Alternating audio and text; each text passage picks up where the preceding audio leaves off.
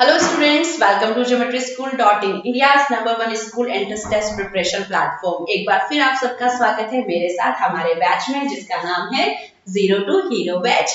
चलिए आपको जैसे कि पता है इस बैच में मैं आपको कराती हूँ आपके school entrance test level. It can be RMS, it can be RIMC, all India Sainik school entrance exam, Jawahar Navodaya Vidyalaya school test, Vidya Gyan का जितना भी आपका जनरल साइंस का ऑफिशियल सिलेबस है उसकी कंसेप्ट वीडियोस प्लस उसके important questions for practice.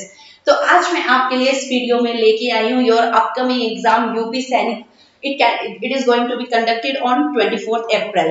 Okay, तो चलिए आज मैं आपको कराऊंगी इस वीडियो में 25 important questions of general science that will included in your GK section. Next set में आपको मिलेंगे next 25 question. It means you will gate 50 important questions, तो आप इनको जरूर प्रैक्टिस करके जाएं।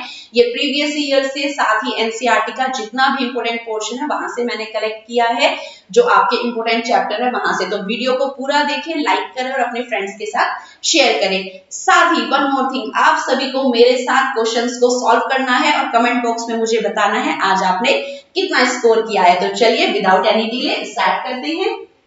First of all, Geometry School is going to start its second inning with offline coaching with hostel facilities. After a pandemic situation, Geometry School is going to start offline coaching with hostel facilities. The features of the coaching will be dedicated classes with expert teacher, group discussion after a lecture, mess and canteen for your proper refreshment, computer lab for online mock test. The most important feature or the classic feature of this class is that you will get a proper laptop for online mock test. We call it the LPS session. जितना भी आपका lecture cover होगा उसके बाद आपका उसका online test होगा, so that कि आप स्पीडली उन क्वेश्चंस को कर सके जैसे आपको एग्जाम में करना है। साथ ही sports and exercises for your medical test, क्योंकि ऑल इंडिया सैनिक स्कूल में आपको एग्जाम क्वालिफाई करने के बाद मेडिकल टेस्ट भी अपीयर करना होता है, क्लियर करना होता है। And uniform and stationery will be provided by the school itself. Weekly and monthly progress test, yes, जितना भी आपका ये प्रोग्रेस होगा, प्रोग्रेस टेस्ट होंगे, वो आपके मॉनिटर किए जाएंगे, साथ ही आपके पेरेंट्स के साथ शेयर किए जाएंगे। The classes with the security with CCTV. तो अगर आप ये हॉस्टल फैसिलिटीज के साथ कोचिंग ज्वाइन करना चाहते हैं स्कूल, सो डिस्क्रिप्शन बॉक्स में आपको नंबर दिया गया है, you may call there. Okay, let's start the session for science portion for UP Sainik school. चलिए देखते हैं आज का first question. The frequency of subsonic sound is dash. Frequency जो सबसोनिक साउंड की होती है, subsonic sound is infrasonic sound, जो ह्यूमन ऑडिबल रेंज से नीचे होती है। चलिए मुझे बताइए ह्यूमन का जो ऑडिबल रेंज है हियरिंग का वो कितना है? It's 20 hertz to 20,000 hertz. Okay, तो इसकी जो इंफ्रासोनिक साउंड जो होती है उसकी फ्रीक्वेंसी इससे कम होती है। तो what would be the correct answer? Mention in your notebook also. The option C is correct, less than 20 hertz. See the question number next. A natural gas stored under high pressure is called। वो कौन सा, ये आपका question है fossil fuel से, वो कौन सी natural gas है जिसको स्टोर किया जाता है अंडर हाई प्रेशर? पाइप में स्टोर कर सकते हैं, देन ट्रांसफर कर सकते हैं। That is the eco friendly gas that we use for running the vehicles nowadays, that is CNG, compressed natural gas। I hope आपका आंसर बिल्कुल करेक्ट होगा। The hearing range of human ear, मैं already आपको first question में discuss कर चुकी हूँ, काफी इंपोर्टेंट क्वेश्चन है, साउंड चैप्टर से स्किप नहीं करके जाना है, मोस्ट ऑफ द एग्जाम्स में पूछा जाता है। तो correct answer is 20 hertz to 20,000 hertz. Hertz is the SI unit. Which zone represent the partial combustion in candle? Very interesting question। combustion in flame से ये क्वेश्चन सैनिक स्कूल में काफी पूछा जाता है। combustion in flame से क्वेश्चंस को काफी मॉडिफाई किया जाता है। तो जो आपका कैंडल का जोन होता है उसमें से पार्शियली कंबशन जोन कौन सा होता है? आपने देखा है कैंडल की फ्लेम में से सेंटर से फिंगर को इजीली निकाल देते हैं, बट आप उसके अपर मोस्ट टॉप को नहीं टच कर सकते, बहुत तेज जलता है। तो it means partial combustion zone is middle zone. B option is correct. आप भी जल्दी से अपने ऑप्शन मार्क करते चलिए और मुझे कमेंट बॉक्स में जरूर बताएं the correct answers. The amount of energy produced on complete combustion of 1 kg of fuel is called dash। जो amount of energy release होता है by burning 1 kg of fuel, that is known as the calorific value of a fuel। इसी तरह से हम calorific value भी calculate करते हैं कि वो कितनी एनर्जी प्रोड्यूस करेगा when it will be burned in amount of 1 kg। So it is the definition of calorific value also, इसको वो थोड़ा सा मॉडिफाई करके पूछ सकते हैं। चलिए नेक्स्ट देखते हैं। The voice box is also called as dash. The question is from the reaching the age of adolescence from 8th class. जो वॉइस बॉक्स होता है वो क्या कहलाता है? आपने देखा है पुबर्टी की एज में बॉयज का एडम एप्पल, जिसको हम वॉइस बॉक्स बोलते हैं, बाहर की तरफ अपीयर होने लगता है, बल्जेस आउट हो जाता है। तो वॉइस बॉक्स क्या कहलाता है? The larynx. Option C is correct. When an electrode are immersed in water and electricity passes, the bubble formed on the negative terminal. Read the question carefully. ये question है आपका chemical effects of electric current. जब भी आप क्या करते हैं, electrodes को इमर्स करते हैं वाटर में, तो जो बबल्स नेगेटिव टर्मिनल पर बनते हैं वो किसके होते हैं? When water will, जब आप वाटर पर क्या करते हैं, हीटिंग इफेक्ट देते हैं, तो it will break down into H ion and OH negative ions. तो जो नेगेटिव टर्मिनल पर होंगे वो कौन होंगे? It will be hydrogen gas bubbles. Oxygen will move to the positive, क्योंकि उस पर आपका 2 नेगेटिव चार्ज होता है। ओके, तो आपका करेक्ट ऑप्शन है हाइड्रोजन। जो बबल बनेंगे नेगेटिव टर्मिनल पर वो हाइड्रोजन के बनेंगे। So option C is correct.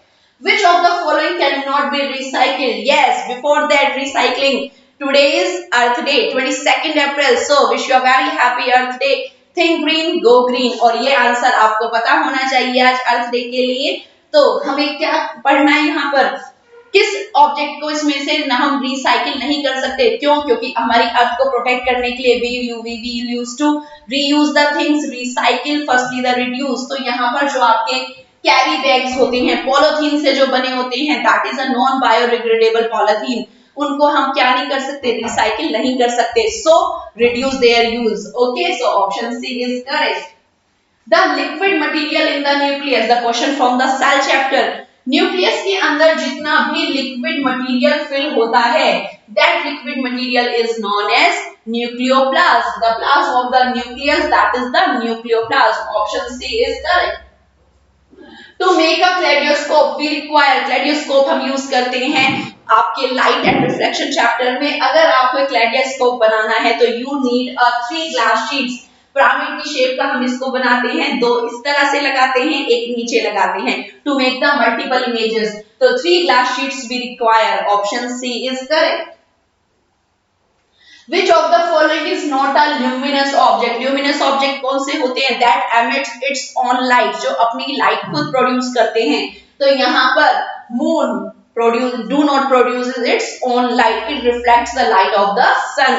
तो यहाँ पर ऑप्शन सी आपका करेक्ट है, क्योंकि नॉट पूछा है। Which object does not? The name the type of the mirror used as a back view mirror। Vehicles में जो बैक व्यू देखने के लिए मिरर हम यूज करते हैं, जिसमें व्हीकल्स बेसिकली दूर होते हैं बट हमें अपीयर टू बी क्लोज नजर आते हैं, तो that is the convex mirror, that is used in the back view. Option B is correct. When the hammer strikes the gong of an electric bell, which of the following force is responsible for the movement of hammer? Electric bell जो आपकी बनाई जाती है schools में, colleges में हम use करते हैं, जब उसको हैमर गोंग को हिट करता है तो what kind of force is there? Magnetic force that attract the gong to the hammer. So option B is correct.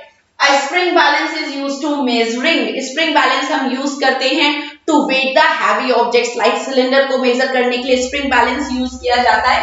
Metre like होता है, इस तरह से there is a question mark like structure जिस पर उसको हैंग किया जाता है, तो it is used to measure the weight of an object। Option B is correct।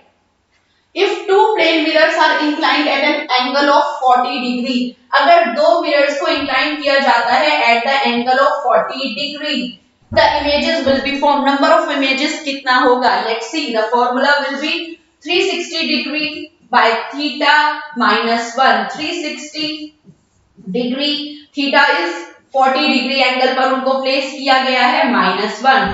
0 से 0 cancel, 4 9 36, it's 9 minus 1, we got 8। We got 8 images, so option B is correct। There is a formula 360 degree by theta minus 1। A pendulum oscillates 20 times in 4 second, what its time period? हमें oscillation का एक pendulum है जो क्या कर रहा है, 20 oscillations लेता है इन 4 seconds। तो what can be its time period? उसका टाइम पीरियड हमें कैलकुलेट करना है। तो the formula will be for time period is time taken by the pendulum divided by the number of oscillations. This is a formula for time period. Time taken is 4 seconds. Number of oscillations is 20. 4 ones are 4, 4 5s are 20. What could be the answer? 0.2 second. Here's the option. Yes. Option C is correct. 0.2 second is the correct answer. That is the time period.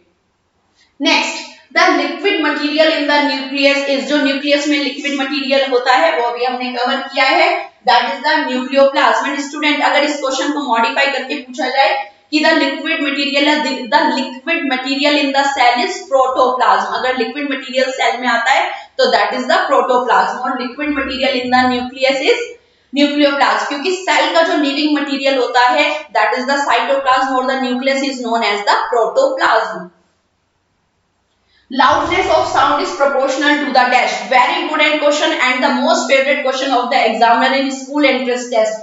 Sound chapter से कि sound की जो loudness है वो किसके proportional होती है? To the square of its amplitude. Square root नहीं, to the square of its amplitude. ये नहीं है आंसर. ध्यान से क्वेश्चन को पढ़े.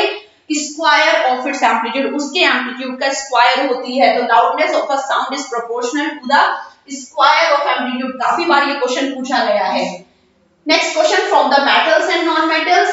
Metal A dipped in a salt of metal B displaces B from the solution. This shows that metal A को metal B के सॉल्यूशन में डिप किया गया और उसने मेटल B को डिस्प्लेस कर दिया. तो it means A metal is more reactive than B. This is the displacement reaction, जिसमें हाईली रिएक्टिव मेटल डिस्प्लेस कर देता है लेस रिएक्टिव मेटल को. तो यहाँ पर A is more reactive than B. This is the condition here.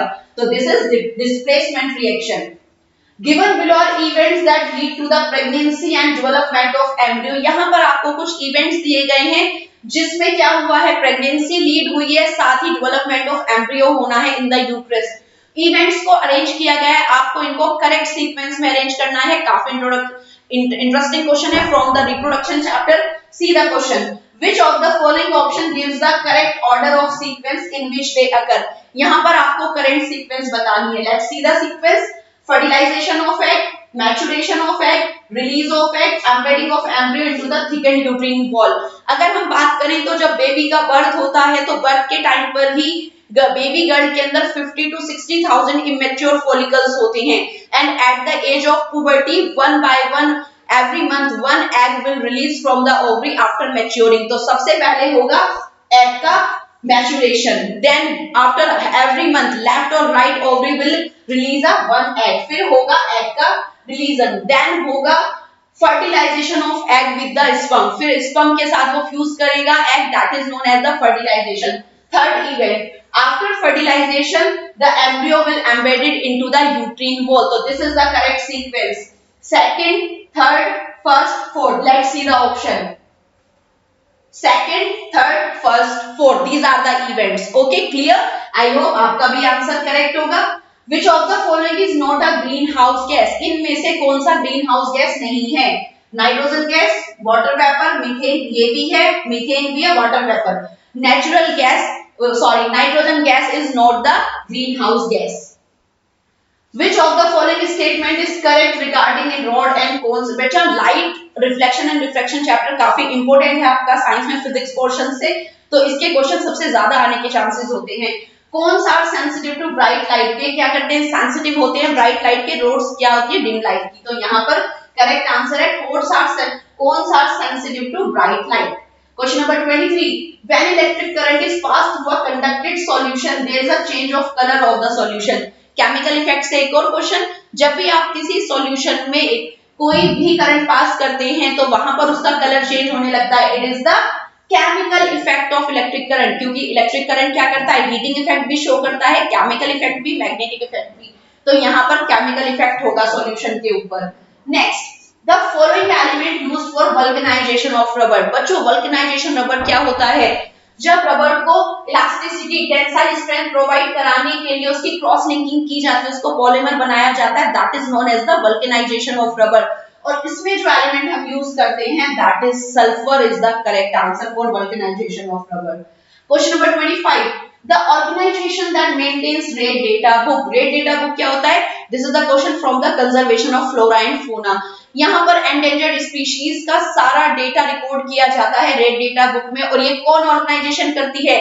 International union of conservation of nature. So IUCN is the correct answer. I hope आपके most of the questions correct होंगे। चलिए video को and करते हैं और कल next 25 questions हम discuss करेंगे। So wait for the next 25 questions और कमेंट बॉक्स में मुझे जरूर आप इसके आंसर बताएं कि आपने कितना स्कोर किया है। साथ ही students, if you want to take live classes of RMS RIMC Sainik school, you can call on the number. Live batches चले हुए हैं जून एग्जाम के लिए, even for the December exam आप अभी भी ज्वाइन कर सकते हैं, अभी ज्यादा लेट नहीं हुआ है for AISSC। And the features of online classes are there is a online live classes with a expert faculty, recording after the session end. आपको अगर आपका कोई लेक्चर स्किप हो जाता है, you will get the recording of that lecture. साथ ही weekly progress test यहाँ पर भी है। आपका एक LPS सेशन होगा, उसकी प्रोग्रेस रिपोर्ट आपका पेरेंट्स के साथ शेयर किया जाएगा, monitoring by the manager. You have the doubt classes, पूरे वीक का जितना भी आपका डाउट होता है उसकी क्लासेस आपको प्रोवाइड की जाएंगी। These are the features of online classes. और ऑफलाइन क्लासेस के बारे में मैं आपको बता चुकी हूँ। Thanks for watching, see you soon with the next video, bye bye.